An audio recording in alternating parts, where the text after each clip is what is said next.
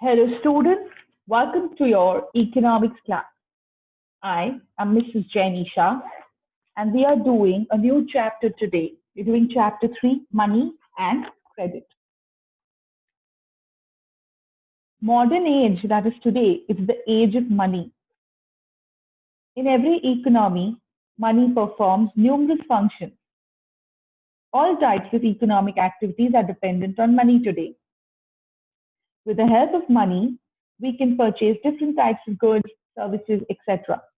In this chapter, we will understand the concept and the drawbacks of the barter system of exchange.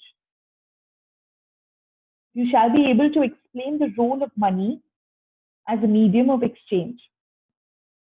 You will appreciate the historical origins of money and learn the meaning, evolution, and functions of money. You will identify the modern forms of money. You will understand the role, importance, and advantages of money. We will together critically evaluate different sources of credit in the formal and the informal sector. We will also assess whether taking credit for a particular purpose will help in improving the economic condition of a person. You will understand the role and importance of self-help groups in improving the economic life of the rural people. And you will understand the concept and the source of self-help groups.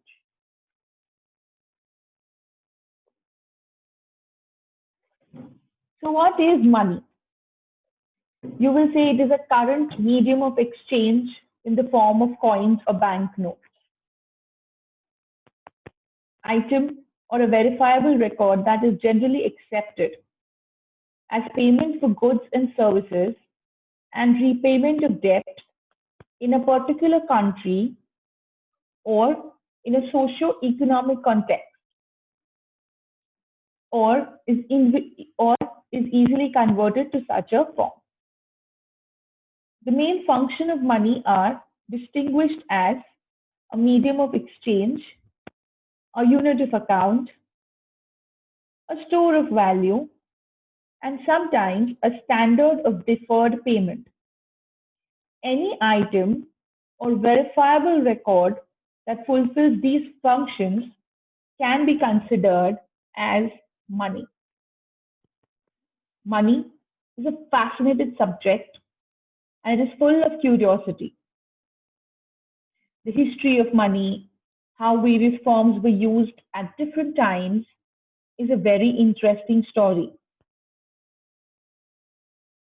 Modern forms of money, how is it linked to the banking system? In the present situation of India, newer forms of money are now slowly spreading. With computerization of the banking system, many opportunities have been offered. And I want you all to find new ways, new situations, new forms of money.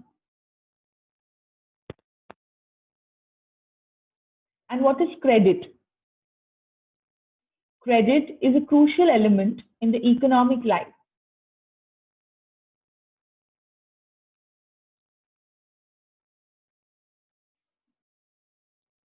The world around us offers us many variety of such arrangements, and it would be ideal if we can assess these situations, look at the aspects of credit from situations that are familiar to us.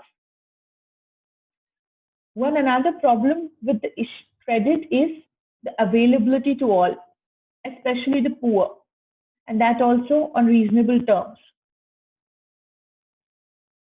Today, there are many innovative interventions, Grameen Bank, and so many other schemes that the government is coming up with.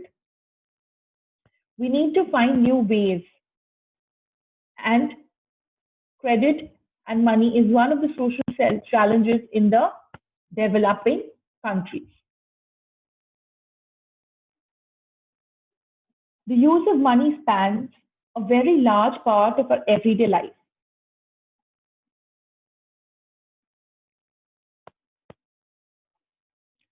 Looking around you, you can easily identify so many transactions that involve money each and every single day.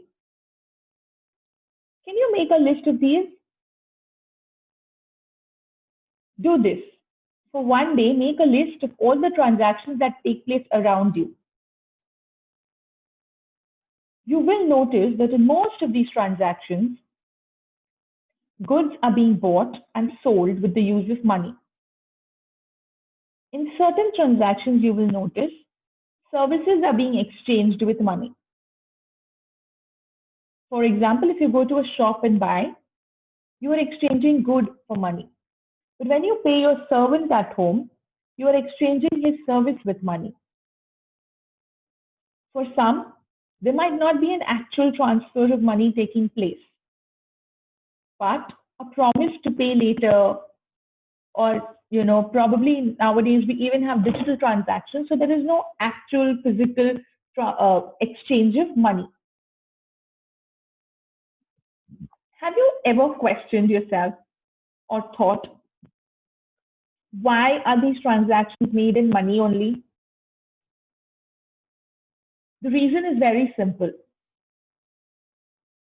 A person holding the money can easily exchange it for any commodity or service that he or she might want. Everyone prefers to receive payment in money and then exchange the money for things that they want. For example, if you take a shoe manufacturer, he wants to sell shoes in the market and he wants to buy wheat. So the shoe manufacturer will first exchange the shoes that he has made for money, and then whatever money he receives, he will exchange it for wheat. How difficult would it be if that shoe manufacturer had to directly exchange shoes for wheat without money in middle? He would have to first look for a wheat growing farmer who wants to buy shoes and also wants to sell his wheat. Then both parties will have to agree to sell and buy each commodity in different weight. Yes, like shoe seller will say, I can give you 3 pairs of shoes, and the wheat seller will say, I want 7 pairs of shoes. So many arguments can take place over there. Both parties have to agree to sell and buy each other's commodities. This kind of a coincidence is called double coincidence of want. What a person desires to sell is exactly what the other person wishes to buy. Only if there is a double coincidence of want can this exchange happen smoothly. Otherwise, it will land into a problem. In a barter system, goods are directly exchanged without the use of money. And so, the double coincidence of want is a very essential factor.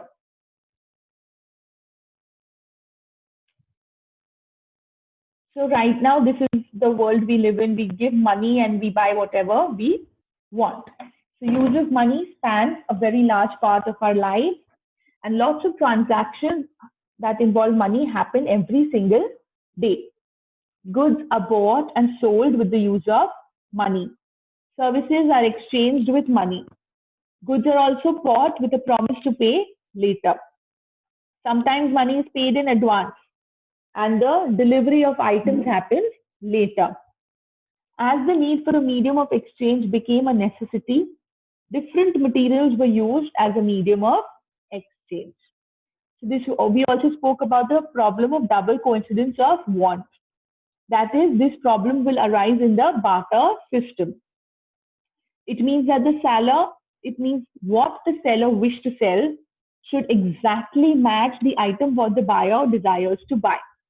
And it is very difficult to find such a person every time. So money helped us solve this problem. So this was the problem of double coincidence. And this is the barter system. A barter system was an old method of exchange. It proved to be inefficient. Okay. And it was after this that the man invented money. The system has been used for centuries and long before the money was invented. People used to exchange services and goods for other services and goods in return. Okay. So after this,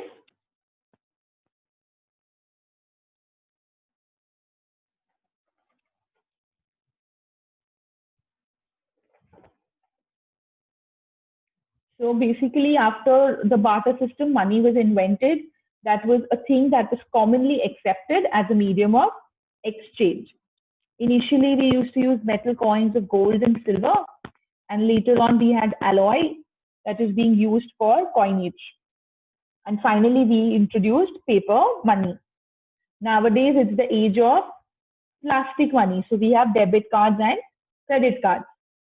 So money finds its origin in the need to facilitate exchange.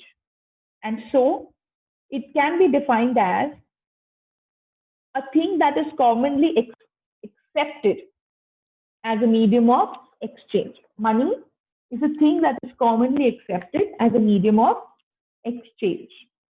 Now, this barter system, the reason we moved forward from the barter system is it had lots of problems.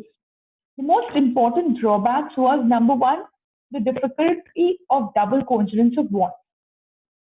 Double coincidence of wants was a prior requirement in the barter system. And double coincidence of wants implies that what I want to sell should be what the buyer wants to buy. And it was a rare occurrence. So it was very difficult to find the person who wants to buy your horse, and at the same time, that person should have a cow and he should be ready to sell because you want it. So finding such situations very rare. So accordingly, under the barter system, exchange remained very, very limited. The second problem was the common unit of value. There was no common unit. So what is the value of your car? You can reply, you will say, okay, it's 5 lakh, 15 lakh, 20 lakh. But can you give the same answer in the barter system of exchange? If I say I want to sell my horse and he wants to, can I exchange a horse for a cow and assume that the value of both is the same? So under a barter system, your car would be valued in terms of horses or cows or buffaloes, simply because there was no unit of values. So it would be like my car is worth 3 buffaloes. So then I find someone who wants to sell 3 buffaloes who's ready to take my car. Next was another problem in barter system was the lack of system of payment. Nowadays we hire a worker and we have a contract with him and we tell him, we'll pay you 5,000 a month or whatever is our, whatever is our deal or whatever we have negotiated. But what do you do in a barter system? When you decide to pay him in terms of tables or chairs or rice or wheat or drugs or chocolates, contractual payments or future payments became very, very difficult. So this was another reason why barter system did not stay. Lastly, there was a lack of system storage of value or storage of purchasing power. So storage in terms of goods and commodities is subject to some problems such as cost of storage is high, goods may perish, their values come down. So storing was not something that they did at that time as a means of saving. It was very difficult. So because of all this, the system proved to become inefficient, and so man invented money, which was a thing that is commonly accepted as a medium of exchange. Okay. So with this, I'm going to end today's class. We have just introduced you all to money. You all are going to make a list of transactions that happen on a daily basis at your house, and you will categorize them as the ones that happen in exchange of goods and the ones that happen in exchange of services. Okay, with this I end today's class. Stay home, stay safe, take care, and keep learning. Thank you.